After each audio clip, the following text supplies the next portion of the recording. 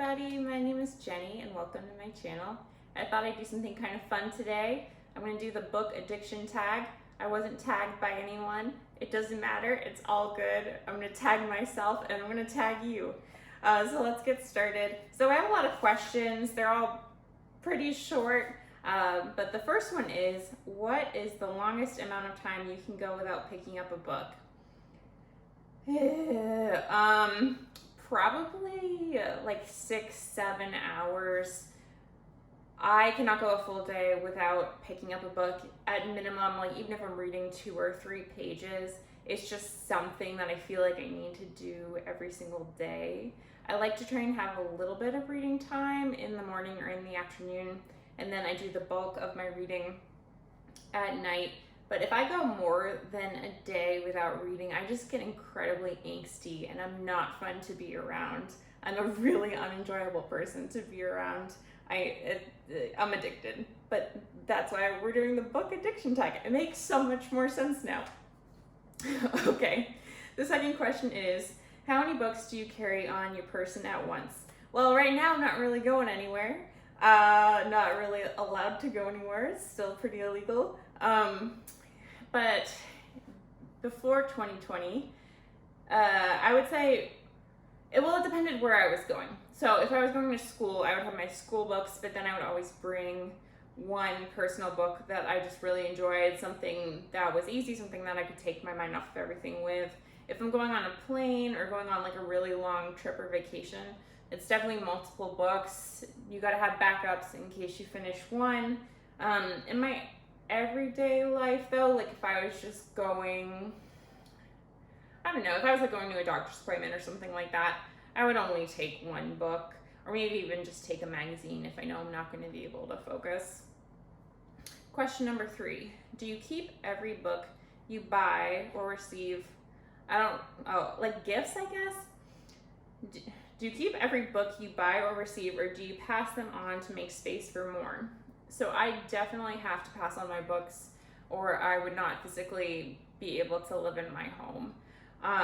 I don't keep any book that I don't enjoy, and I also try not to keep any book that I wouldn't see myself rereading in the future, or that I don't feel like I need to keep for some sort of sentimental value. So if I feel like I have a really deep attachment to a book, but I probably won't reread it again, like if it's a classic especially, generally I'll hang on to it just so I have it for reference, or maybe for somebody else who wants to borrow it. But I'm really big into letting go, passing books on. My husband is not. He is a little bit of a hoarder, is a little baby hoarder. So we're working on that. But yeah, I like passing things on. It makes me happy to know that books have other lives after they leave my house, and I try and give them to friends that I know are going to appreciate them if I can. If not, then I just donate them to the library or something else. 4, how long do you spend in a bookshop on a standard visit? So these days, I'm buying most of my books online.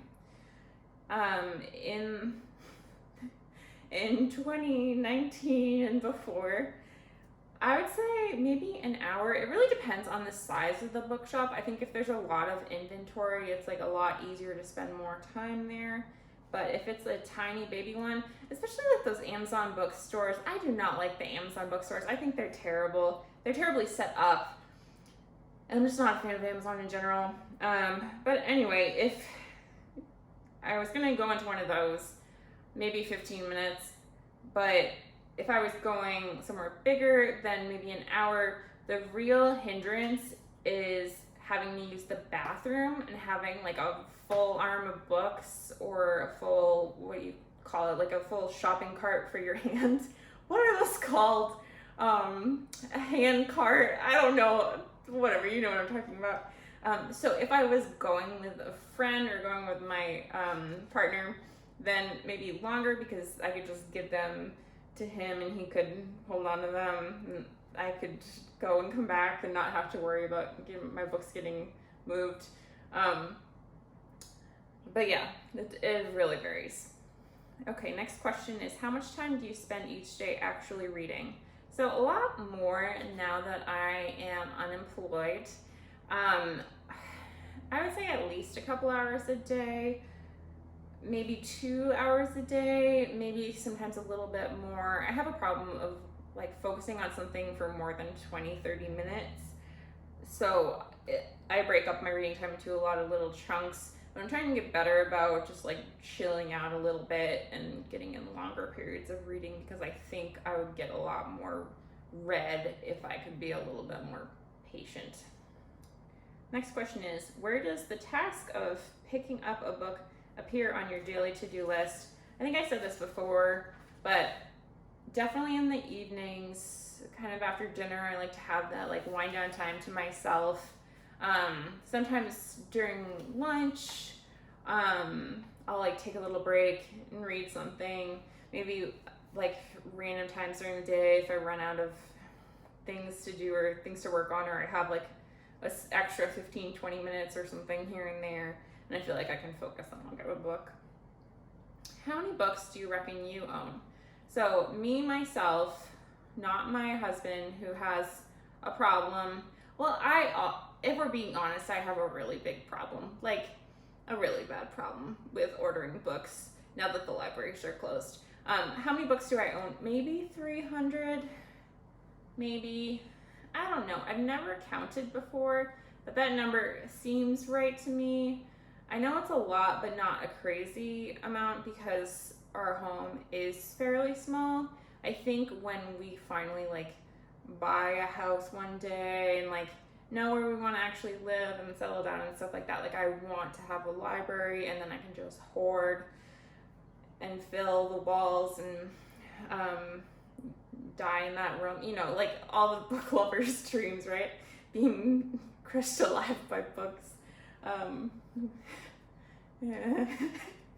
Okay, next question. Approximately how often do you bring up books in conversation?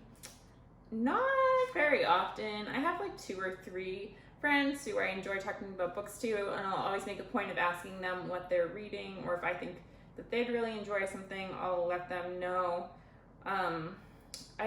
This is not something that enters my conversations very regularly in the non-booktube world. I wish it did, but honestly, you can't really force it any more than I already am. Right, question number 9 is, what is the biggest book you have finished reading? This year, actually, I read Ducks Newburyport by Lucy Ellmann, and I don't know how many pages this is, so you're gonna learn with me. I know it's about 1,000. 988 pages, and then like several, I don't even know if you can see this or not, but like several pages of just like codes of abbreviations that are used throughout the book.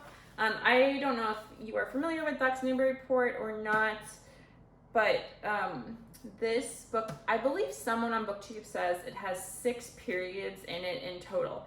So this book is basically the manifesto of the American housewife. I forget, an Ohio housewife, and it's her stream of consciousness writing. So you don't have any paragraphs, you don't have much punctuation. Her thoughts are kind of broken up by commas, but that is really all you get. And then you also have this concurrent story going on about this mother lion, I think it's a lion. What's an urban lion called? Not like a cougar or something. I don't know. What kind of lion? Mountain lion. Yeah, the kind of lions that live in Ohio.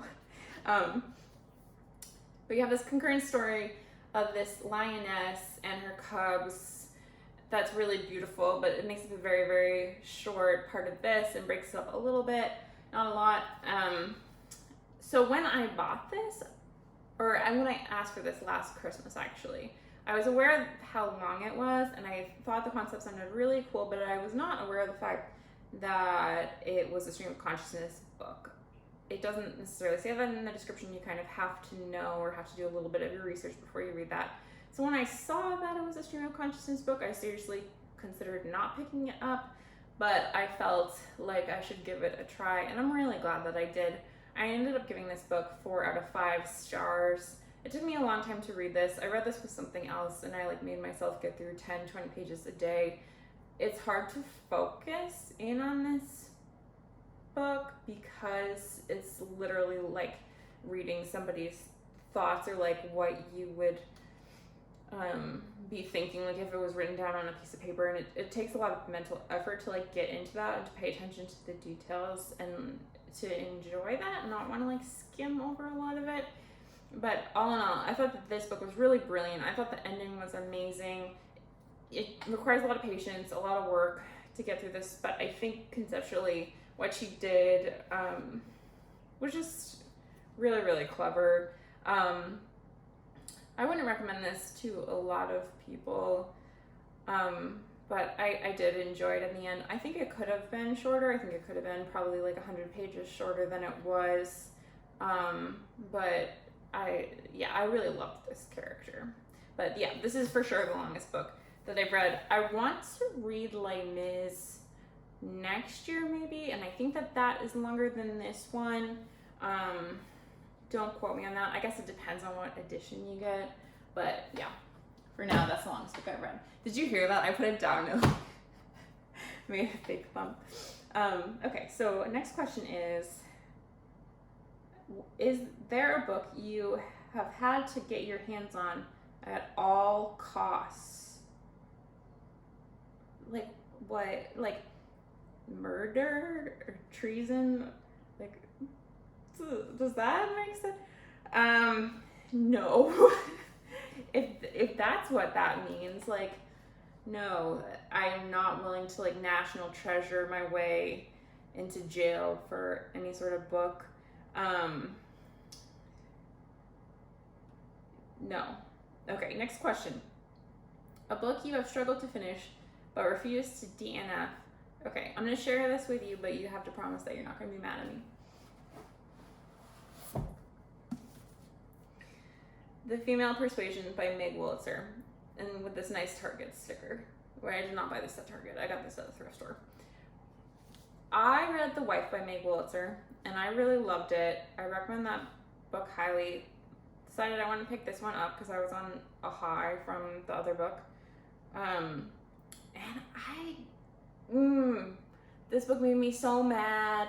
The writing was totally different than it was in The Wife. I just felt like this book was like a YA book marketed towards adults, but it was super duper predictable.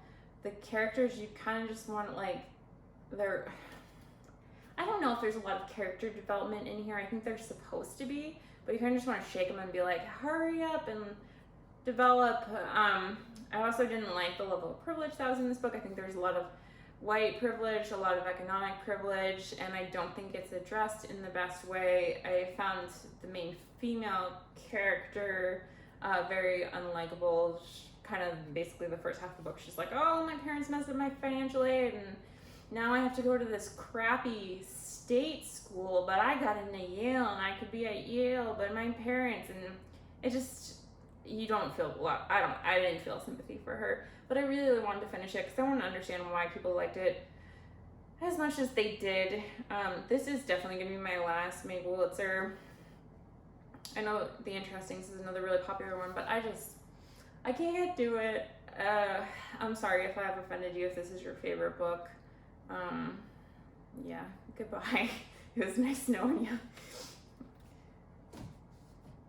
Okay, question number 12. What are your reading goals for 2019? So I guess I'm a little bit late on this one. My reading goals for 2020 originally were to read like 35 books or something like that. I set that goal back in January, mainly because I was writing my thesis in the spring and I thought I would have like zero time to do any reading for myself, which was true, but I also didn't anticipate that we would all be stuck at home because of a deadly disease. So yeah, I've already doubled that. I think I'm at like 62 or 63 books for the year. Generally, my goal is 52 books a year, which is at least one book a week. So I'm doing fine on my reading goals. I'm kind of struggling with what I want to set myself up for next year because I like having a goal that's a bit of a stretch. But it's just so many things are so unpredictable. Right now, I don't know like how much extra time I'm going to have to read next year compared to this year. Question number 13 is, have you had the privilege of converting a reader? This is a really sensitive subject in my house. No, not yet. I've been working on it. It's a struggle. If you want someone to love reading as much as you do, you can't like force somebody to read continuously. Like that would be not appropriate. But I would love to convert more people to being large readers. It just hasn't happened. Okay, finally, question number 14, last question. What do books mean to you in 5 words? Never go out of style. I love books. They're a constant in my life. They're going to be a constant through the rest of history, and they connect people and ideas, and just they bring so much joy, and they brought so many people before us so much joy. Yeah, I love books. That's 3 words. I'm only allowed to use 5. Anyway, thank you for checking out my tag video. I'll list the names of the books that I mentioned down in the description box, like I always do. I hope you have a wonderful day, and please subscribe. Thank you.